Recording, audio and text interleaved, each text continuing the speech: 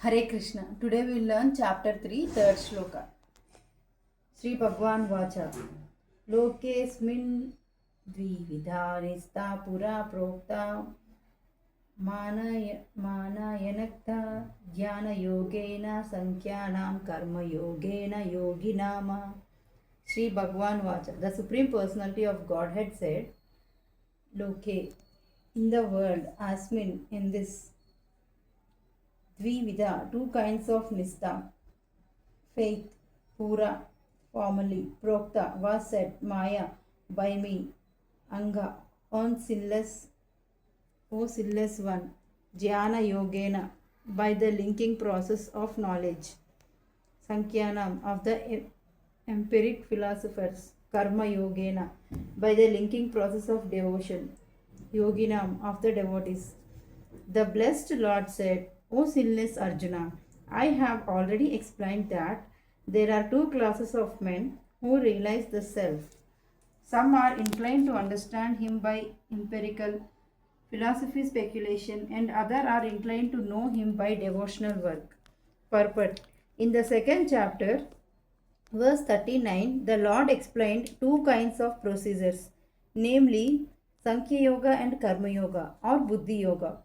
In the verse, the Lord explains the same more clearly. Sankhya Yoga or the analytical study of the nature of spirit and matter is the subject matter for persons who are inclined to speculate and understand things by experimental knowledge and philosophy.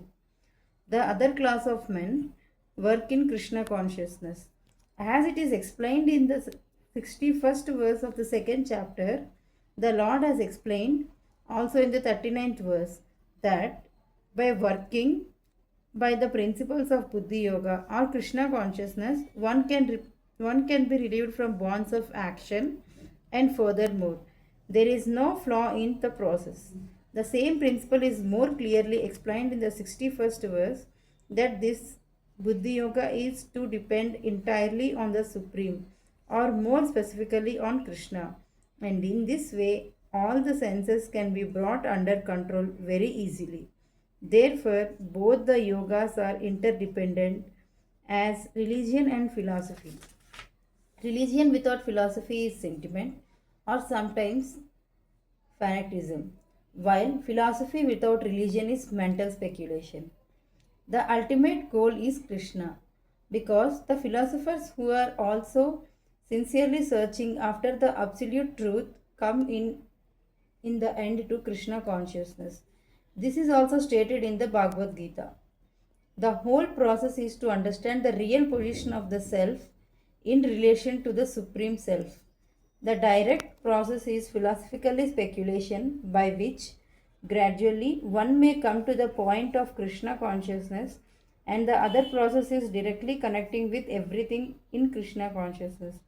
Of these two, the path of Krishna consciousness is better because it does not depend on purifying the senses by a philosophical process. Krishna consciousness is itself the purifying process, and by the direct method of devotional service, it is simultaneously easy and sublime. Hare Krishna.